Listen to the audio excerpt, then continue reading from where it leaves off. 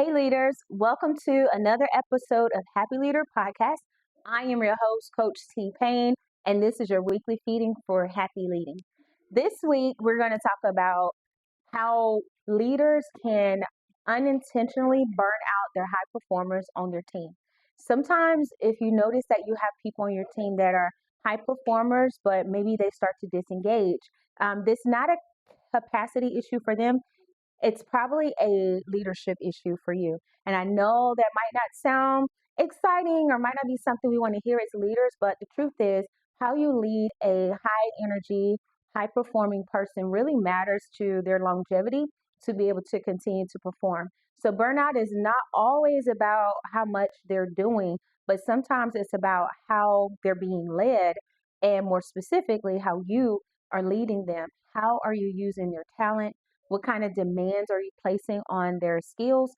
And how are you balancing that throughout the other people on your team?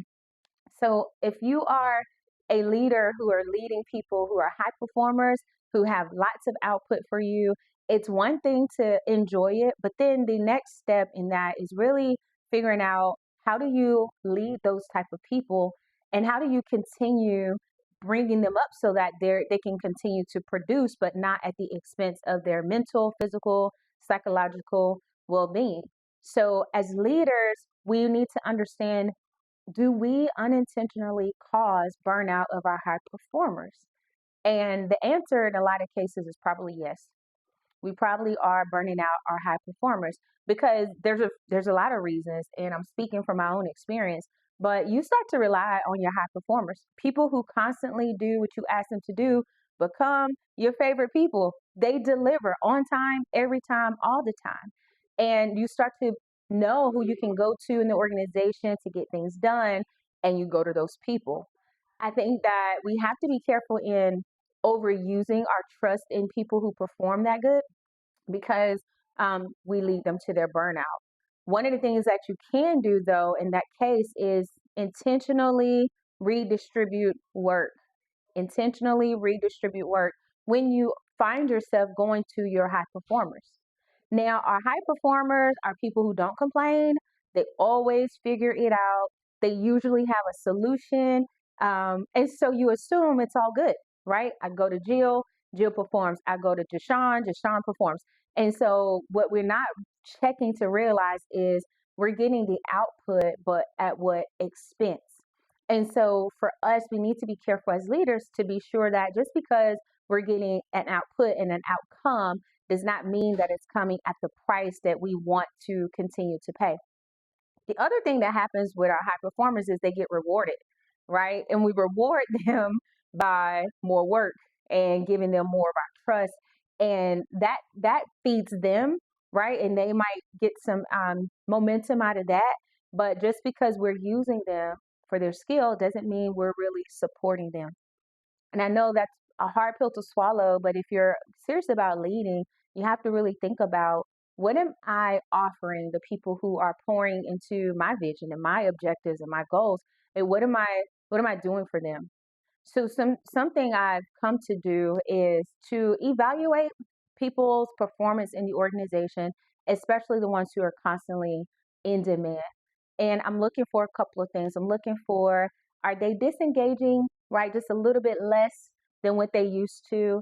The initiative they used to show, is it still at the same level, or has it start to waver or diminish a little bit? Um, are they just doing what I say, right? Task after task, and not necessarily innovating or being excited about it anymore? Has their energy shifted, right? Have they started coming in now with just telling me what I need to hear, what I want to hear? How they like, okay, here's my checklist of things for you, ma'am, and here's how we're going to do it. And I did these things that you said. And the last thing I'm looking for is their creativity level. Because if they're performing at a high level, then I can look at sometimes their creativity level and say, your ideas are not as like out the box as they used to be.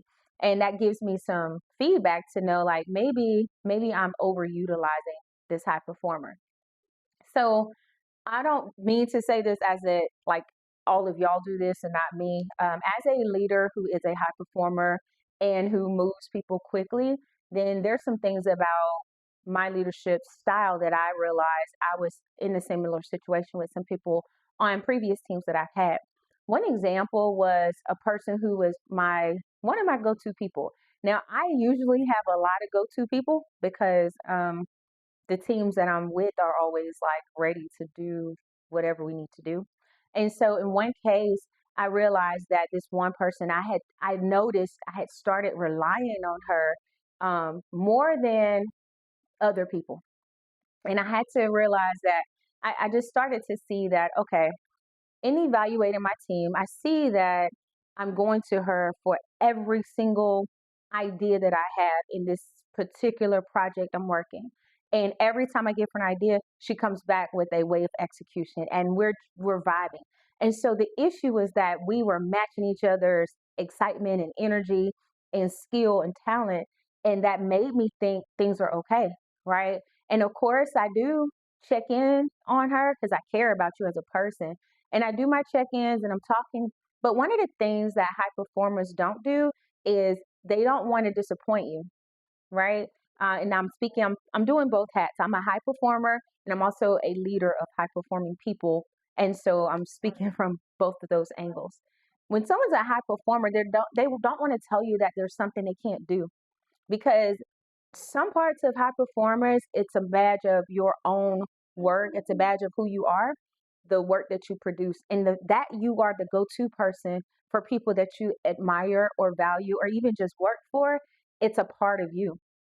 And so you don't want to go and say, actually, I need to take a knee. Actually, I can't handle that workload. My capacity is maxed out right now. And can I have a break? You don't want to say that, even though you may need to say that. And just because um, my person I was going to, because she was constantly showing up, I thought things were good. But, and things were okay, right? But as I mentioned, some of those key things that happen when people start to shift into, I'm a high performer, but now I'm being burned out because I'm being led to burnout. Like, listen to that. Leaders can lead high performers to burnout and they don't want to disappoint the leader because in our case there was a mutual respect but she definitely held me in a high regard. And one of the things, I'm going to deviate a little bit, one of the things about leadership is knowing your reputation among your teammates. If you know that they will do anything for you, you have a tremendous responsibility to make sure that they don't do anything for you. You have a responsibility to make sure that they do what they need to do, what they're supposed to do, what they ought to do, and don't let your ego, I think that's the best word for it, don't let that start to creep in to how you lead them because people deserve to be led well. And if they take the time to allow you into a position of prominence in how they consider leaders, then you definitely owe them the responsibility to lead them well. In this case, with the example I'm giving you, I wasn't leading her well, right? And I had to swallow that and sit with myself and think like, how am I leading her? I'm leading her to burnout. But I didn't know I was burning her out. So because she did not exhibit any of the symptoms that I mentioned, she continued to perform. She was continually creative. She constantly showed up. She had new ideas on top of new ideas.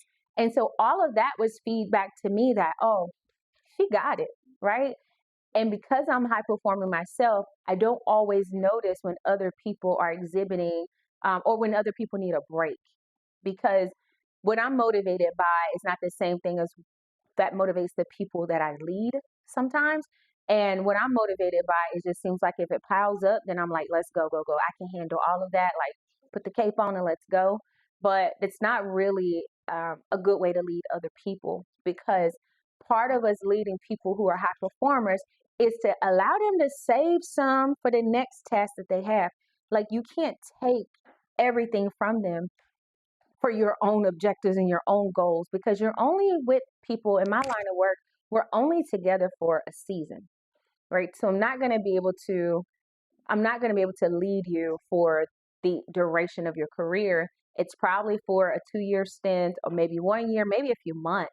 And so if I drain you and squeeze every bit of your good talent out of you, then it's kind of unfair because now you don't have anything for the next person. So with this one person that I was talking to, I didn't know that things at home were coming out of balance because things at work were in such a high balance. And so thankfully, we did have a relationship where she knew she could tell me that, hey, stuff is not balancing at home and I do need to take a knee and shift some focus at home. Now, this is critical. When you are leading high performers and they take the time and build up the nerve to tell you that they need a break, your response matters so much in that moment. I've had a friend tell me that she was high performing in a nonprofit organization that she worked in, and she did a lot of things for this organization. And they came to rely on her, similar to how I'm telling you, I relied on the girl on my team. And so they came to rely on her for months and months for big projects because she's a high performer. She's going to deliver and it's going to be with excellence and it's going to be on time. And so, and you can be hands off with high performers usually, right? You kind of give them a little bit of your vision and they take off. And the next thing you know, you're signing the thing that's done, or you're cutting the ribbon on this program, or you're opening some restaurant or something like that because you spoke a part of your idea and they ran with it. So she was that for this nonprofit organization. And so she came to a point where she had to realize that her home and her other priorities were out of balance. So she went to the leaders and said, I cannot do these programs coming up because I need to shift my attention to some other things. Their response, from what she took it as, I don't know how it went, but her version of it to me was their response was dismissive of her. And I think that's something that can happen in leadership is you get so used to what a person produces that you start to dismiss the person when they don't produce. And I think that's a truth that we have to wrestle with and be careful of as leaders, that we're not just leading your output, we're leading the person so that they can produce good outputs, yes, but that's a byproduct of being led well. We don't lead them so that they can give us good stuff. We lead them so that in the process of being led well, one of the things is we get good stuff for the organization. Another thing that I did that I don't want y'all to do, that I learned from one organization to the next, was when how to institutionalize transitions so that you don't burn out your high performers. So as I said, I always got ideas for everything. Whatever you talk about, ideas are going to flow. And I'm also an executor, right? So I have an idea. I will do the work to bring the idea to pass, and I'll be already thinking about how to do the next thing when I'm almost finished with this thing, because that's part of how I function. In my organization, though, what I had to be cognizant of is the organization cannot move at that speed and still be left standing when I leave. Instead, I had to create a rhythm. We call it a battle rhythm in the military, but I had to create a rhythm for battle with my organization so that the high performers, they usually rose up, right? I could come in and say, here's the direction of our organization. We're going here at this time, by this date, we're going to have these outputs. My high performers would see that, jump on it, and go. I had to create some off ramps in the idea execution so that people who were high performing knew when it was time to ebb and flow. Doing that was pretty easy for me because I understood what was priority and what was nice to have and what was my own little pet project that I'm like, I'm queen for a day. Let me wave this wand and get this thing done. So that meant for me as a leader, though, I had to divorce myself from what I thought absolutely had to be done and really adopt for my organization the mindset that we will do what we have to do during these set seasons of our organizational flow. How that looked for our organization was in our strategic planning. You have your long range planning. So say it's just 3 months out, 3 months at a time. Sometimes in busy organizations, long range is 12 weeks at a time. Okay. So we would look at our 3 month projection. Now, as a leader, I'm looking at, a lot further out than that. but publicly in my leadership team, we're looking at the 3 months. And I set specific times for us to only do the minimums. That might sound counterproductive to some people, but I would set time on purpose for us to, during this few weeks, we're only going to do what we have to do. This would be the time where people on the team can slow down, they can take a knee. I even made rules that I will not task out anything unless it was absolutely necessary for people to do. This battle rhythm created for my team a predictable time where they could slow down, and then they could be gearing back up, when it was time to gear back up to go fast again. So we created an internal battle rhythm that I led because I'm responsible to lead them well, and I set that tempo for my team. Sometimes when we're leading people who are high performers, we have to insert the pauses, because if we don't, they won't have it, they won't do it themselves until they can't go anymore. And you don't want to lead people to bankrupt, right?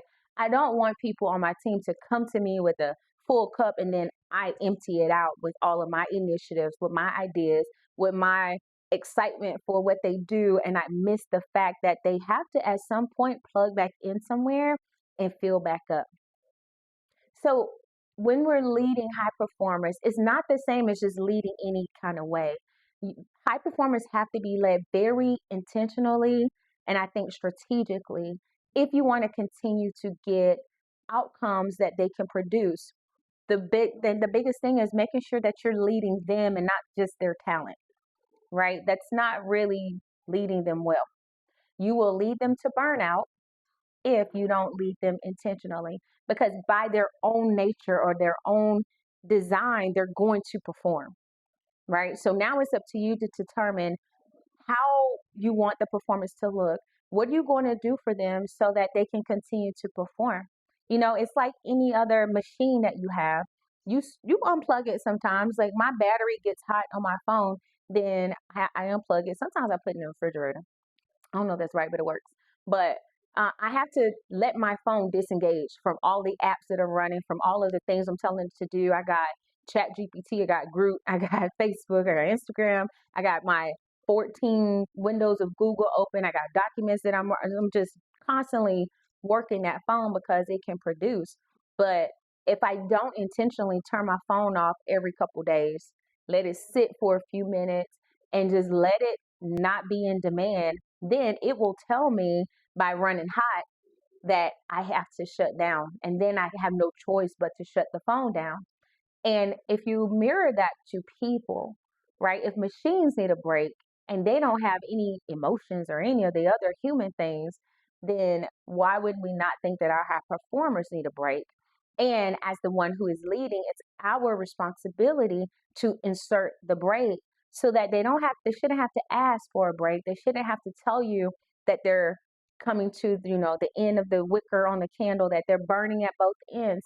You should take time to understand your team and to especially look at your high performers, people who are doing well for you, people who are constantly producing for you, are people that you should stop and pay attention to see. And you don't have to bring them into the conversation and make it awkward. Like, hey, are you getting burnt out? Do you need a break?